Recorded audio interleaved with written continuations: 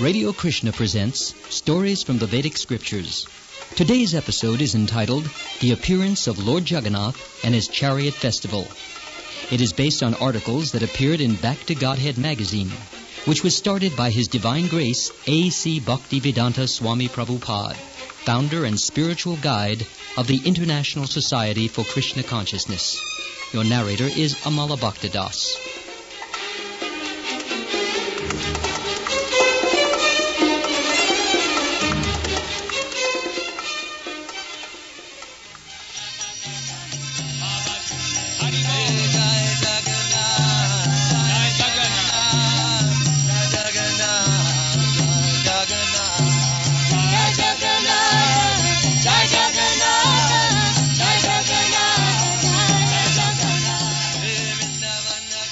For thousands of years, devotees of Lord Krishna have journeyed to Jagannath Puri in India to take part in the annual celebration called Ratha Yatra, the Festival of the Chariots. Here, devotees glorify one of the pastimes of Lord Krishna, which he performed about 5,000 years ago in a 2-mile parade of 3 50-foot-high chariots. Along the way, the devotees tugged the thick ropes of the chariots and pulled them forward to their destination.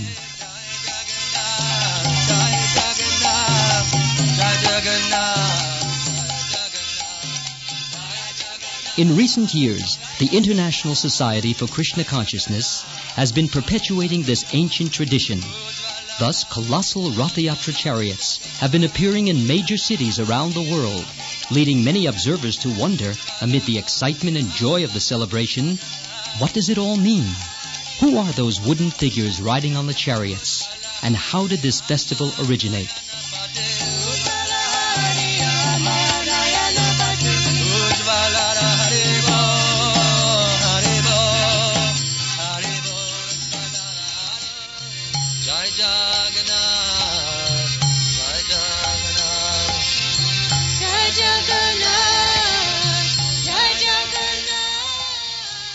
Although Lord Krishna is the origin of the entire cosmos, he regularly appears within it, playing the part of a human being, while at the same time exhibiting the powers and opulences of his supreme position.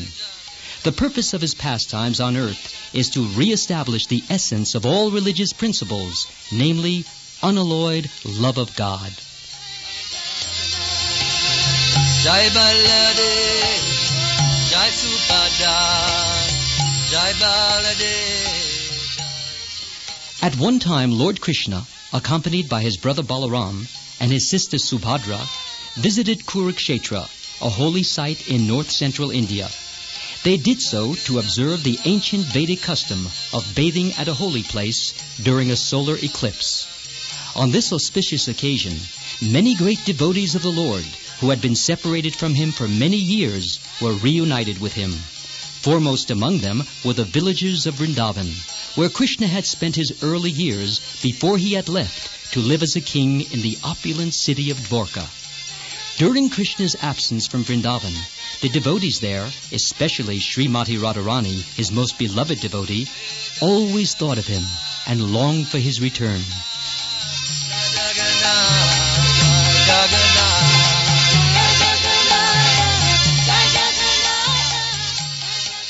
So when Srimati Radharani met Krishna at Kurukshetra, she invited him to return to Vrindavan and again enjoy the loving pastimes with his devotees there. Today, those who take part in the Ratha Yatra festival can share in the feelings of Krishna's devotees, who drew him back to Vrindavan with their love.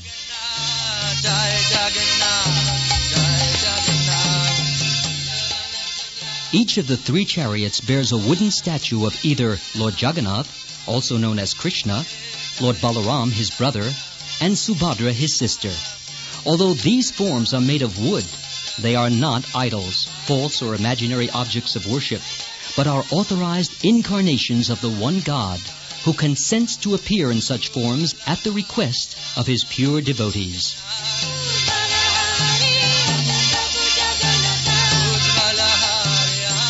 For this reason, the forms are called deities and are worshipable. They accept the worship and service of the devotees, and in return, bestow their merciful blessings on them.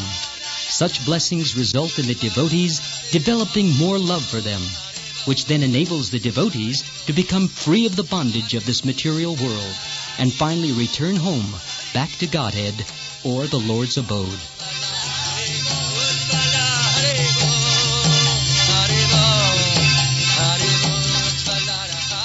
Enthusiastic participants in the festival experience a blissful transcendental reciprocation with the deities, and even many worldly-minded persons are unexpectedly awakened to spiritual life.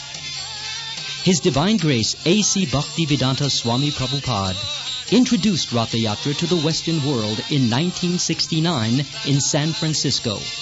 Since then, the festival has spread to many cities in the United States, South America, Europe, Australia, and even India, where ISKCON Ratha Yatra festivals have given new life to this ancient tradition. Jai Jagganatha, Jai Jagganatha, Jai Jagganatha, Jai Jagganatha. Krishna devotees take pleasure in the months of planning and hard work that go into making the festival a success.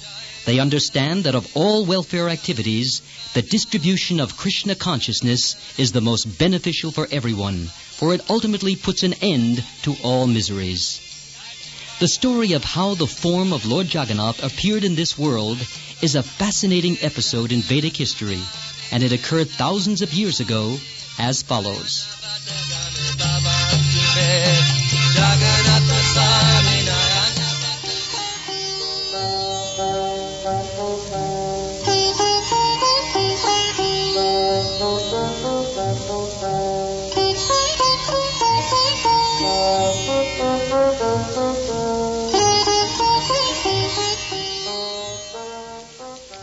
King Indradyumna was a great devotee of Lord Vishnu and was very eager to meet him face to face.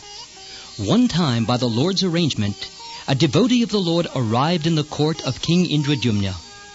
In the course of discussion, he began to talk about an incarnation of Lord Vishnu named Nila Madhava. After hearing these topics, King Indradyumna became very inspired and sent different Brahmins in different directions to search for and inquire about Lord Nila Madhava. All of them, however, were unsuccessful and returned to the capital city of the king, except for one priest of the name Vidyapati.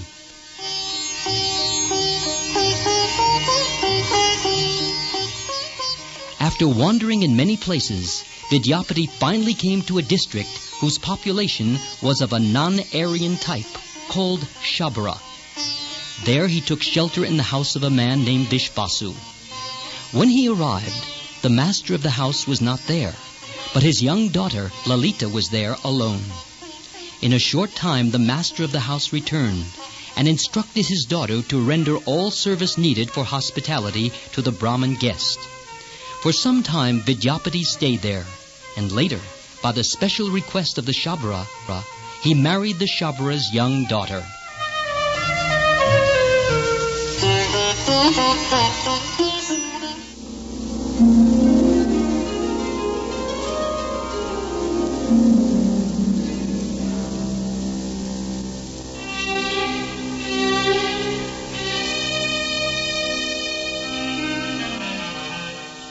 While Vidyapati lived in the house of the Shabra, he noticed some peculiarity in his host's behavior. For every night the Shabra would go out, and on the next day at about noon he would return to the house, scented with various fragrances such as camphor, musk, and sandalwood. Vidyapati inquired from his wife about the reason for this, and she informed him that her father would go out to a secret place to worship Sri Nila Madhava.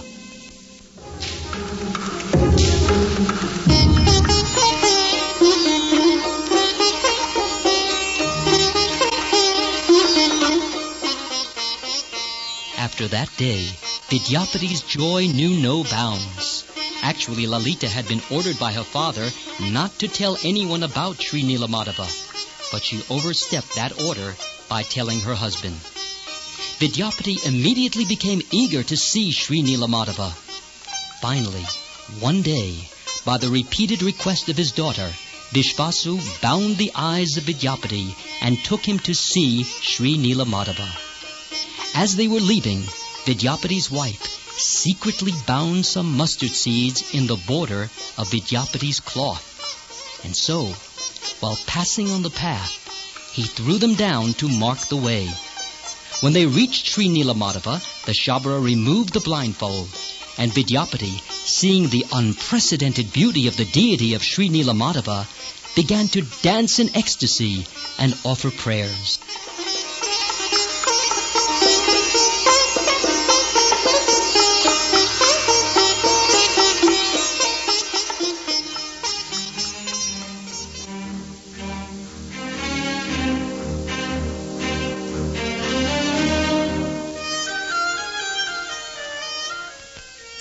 After Vidyapati finished his prayers, the Shabara kept him near the deity and went out to collect roots and forest flowers for worship. While the Shabara was out, Vidyapati witnessed an astounding thing.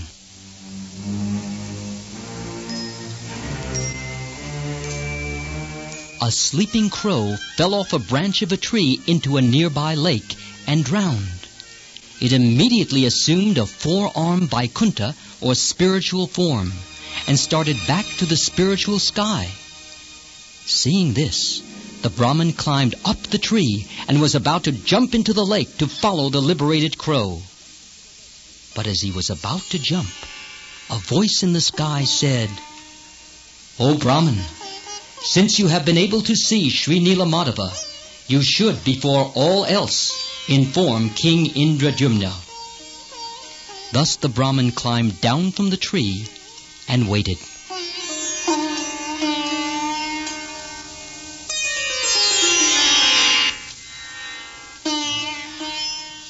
The Shabara soon returned, carrying forest flowers and roots, and started his daily worship of Lord Nilamadava. As he was engaged in the service of the Lord spoke to him, saying, "I have for so many days accepted the simple forest flowers and roots offered to me by you. Now I desire royal service offered to me by my devotee, King Indradyumna."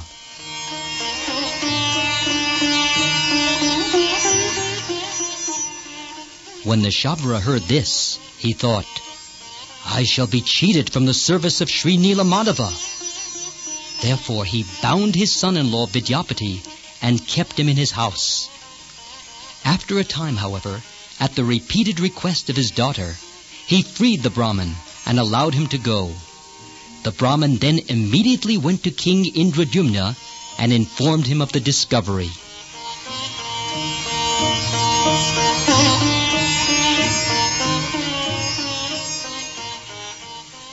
The king, in great ecstasy, went forth with many people to bring back Sri Nilamadava. From the mustard seeds thrown along the path by Vidyapati, small plants had grown. So, by following these plants, the king was able to trace the path to Sri Nilamadava. When they reached the spot, however, they did not find him.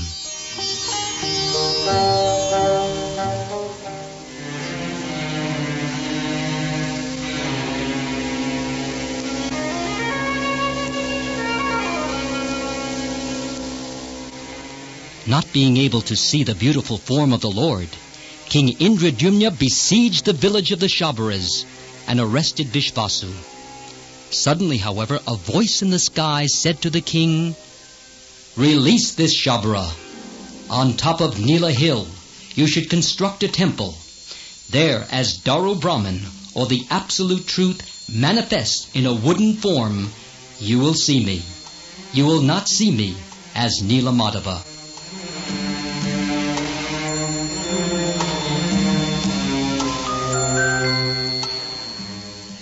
The holy abode of Sri Kshetra, or the city of Puri, is in the shape of a conch, and in the navel of that conch, the king established a town of the name Ramakrishnapura and constructed the temple. The temple extended 60 cubits beneath the earth and rose 120 cubits above the surface. At the top of the temple, the king built a kalasa, or round pinnacle, and on top of that, a chakra or disc. He also had the temple decorated with golden ornamentation. Then King Indradyumna, desiring for Lord Brahma to consecrate the temple, traveled to Lord Brahma's planet and spent a long time there waiting for him. During that time, the temple, which is very near the sea, became covered with sand from the shore.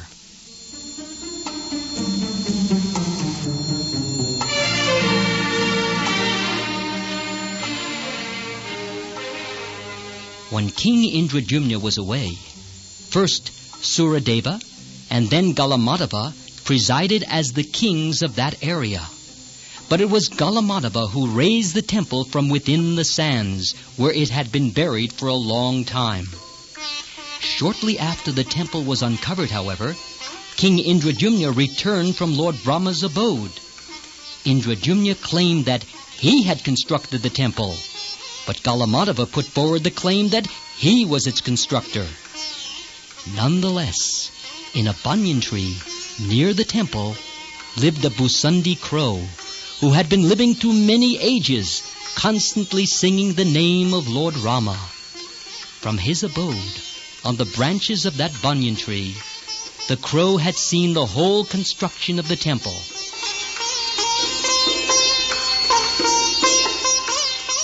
Therefore, he made it known that actually King Indradyumna had constructed the temple, and that in his absence it had been covered by sand. He further said that King Galamadava had later merely uncovered the temple. Because King Galamadava had concealed the truth, Lord Brahma then ordered him to reside outside the grounds of the temple on the western side of the lake.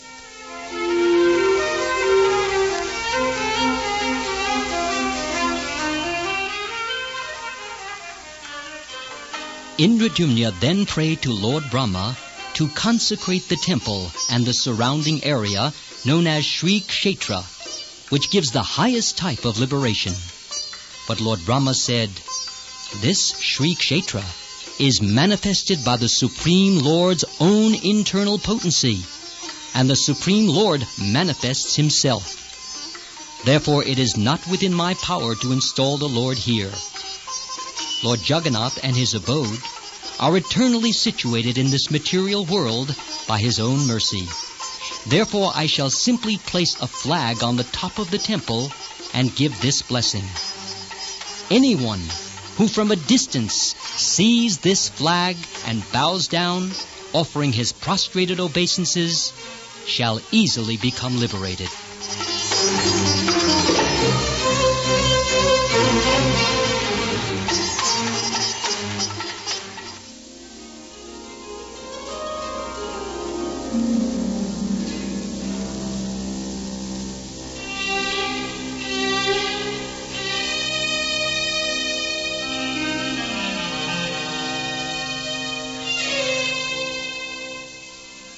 After some time, King Indradyumna became discouraged at so much delay in seeing Sri Nilamadava.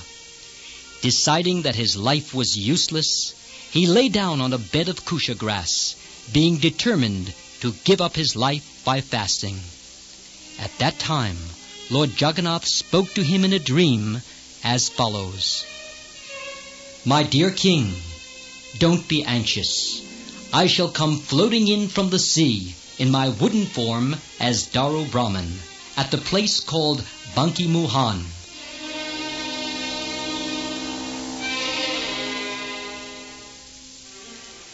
With a company of soldiers, the king then went to that place and saw on the shore a huge piece of wood marked with a conch, disc, club, and lotus. Although he engaged many men and elephants to move that Daru Brahman or woody Brahman, they couldn't even budge it. But that night, in a dream, Lord Jagganatha again spoke to the king, saying, "Bring my previous servant, Vishvasu, who used to serve me as Nilamadava, and place a golden chariot in front of Daru Brahman."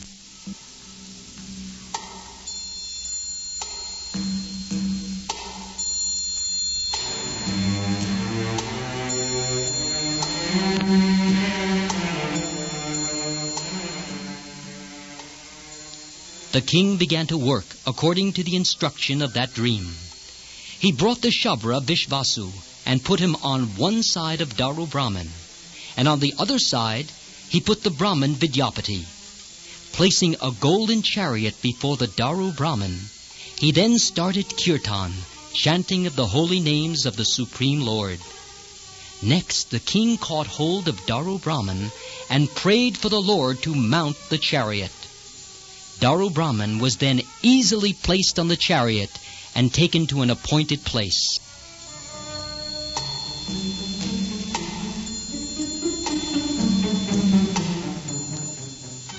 There Lord Brahma began a sacrifice and established a deity of Lord Nrsingadev on the raised platform of the sacrifice.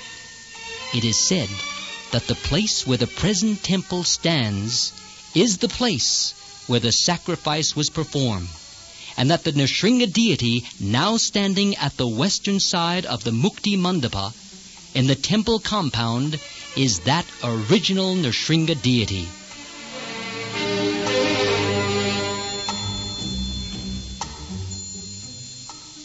To carve the deity of Lord Jagannath from the Daru Brahman, King Indradyumna called many expert sculptors. None of them, however, was able to touch Daru Brahman, for as soon as they started, their chisels broke and fell to pieces. Finally, the Supreme Lord himself came, but in the disguise of an old artist who introduced himself as Ananta Maharana. He promised that if he were allowed to work behind closed doors for 21 days, the deity would be carved. Immediately, preparations were made. According to the old sculptor's directions, all the other artists were engaged in making 3 chariots.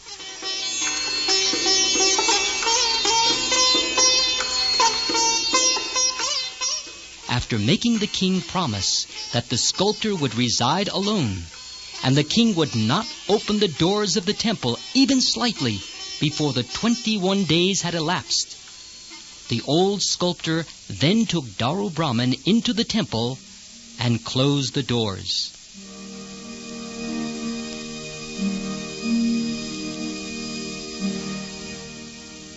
After 14 days had passed, however, the king was unable to hear the sounds of the artist's tools, and so he became full of anxiety. Although his minister again and again forbade him, the king, on the advice of his queen, opened the door of the temple with his own hand. Inside, the king did not find the old sculptor, but instead he saw that Daru Brahman was manifested in 3 forms, as Lord Jagannath, Lady Subhadra, and Lord Balaram. Going forward in front of these 3 deities, he saw that their fingers and toes were unfinished. The king's wise minister then informed him that the architect was none other than Lord Jagannath himself, and that because the king had broken his promise by opening the doors 7 days too soon, Lord Jagannath had manifested himself in that way.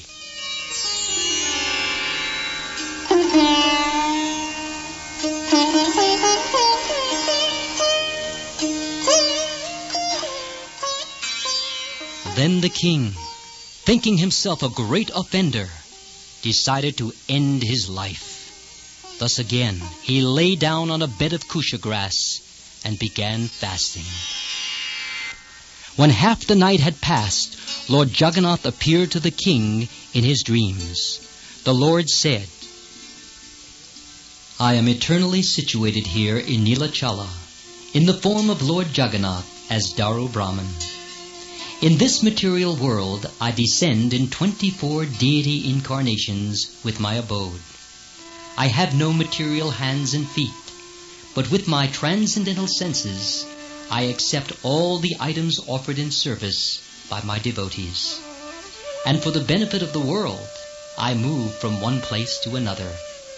You have broken your promise, but that is just a part of the sweetness of my pastimes, to manifest this Jagannath form. which protects the eternal words of the Holy Scriptures. Anyway, those devotees whose eyes are smeared with the salve of love will always see me as Shyamasundara or Krishna, holding a flute. If your desire is to serve me in opulence, then from time to time I may be decorated with hands and feet made of gold or silver.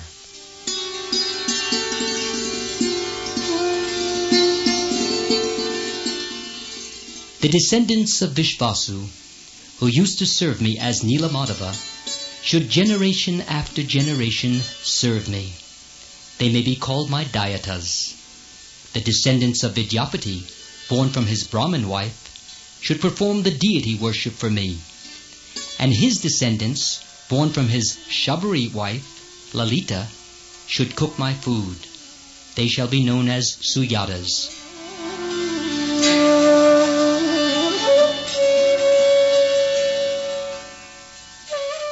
Then King Indradyumna said to Lord Jagannath, "My lord, kindly grant one favor to me. Let the doors to your temple be closed for only 3 hours a day.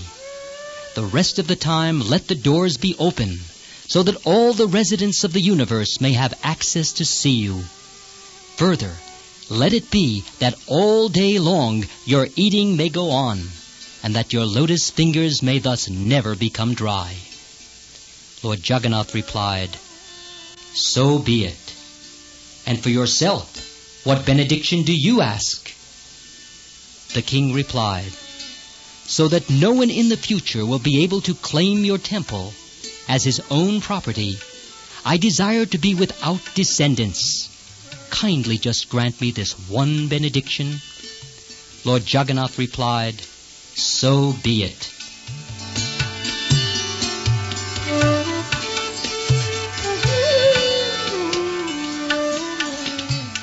Thus the merciful Lord Jagannath, Subhadra and Balaram appeared in this material world to benefit all living beings.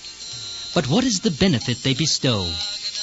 That is stated in the Narada Purana, when the Supreme Lord Narayan tells his wife Lakshmi Devi, "In that great place known as Jagannath Puri, the Jagannath deity fashioned by the Supreme Lord himself is situated. If men simply see that deity, they are easily able to come to my abode." In this way, Lord Jagannath is delivering the whole universe, especially as he rides on his cart before the eyes of all. Jai Baladev, Jai Subhadra, Jai Baladev, Jai Subhadra. So the next time you see those huge, colorful chariots rolling down the street, surrounded by singing, dancing crowds, why not join the fun? It's the chance of a lifetime to become Krishna conscious or divinely blissful. Hare Krishna, Krishna Krishna, Hare Hare, Hare Rama, Rama Rama, Hare Hare.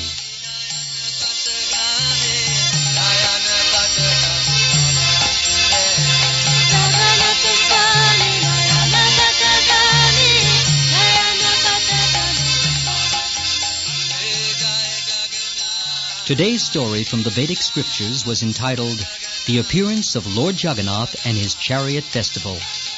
It was presented by Radio Krishna at the KHQN studios in Los Angeles. The material was based on articles that appeared in Back to Godhead magazine, which was started by His Divine Grace, A.C. Bhaktivedanta Swami Prabhupada, founder and spiritual guide of the International Society for Krishna Consciousness. Your narrator was Amal Bhakta, and the engineering and musical selections were under the direction of Vaibhavi Devi Dasi.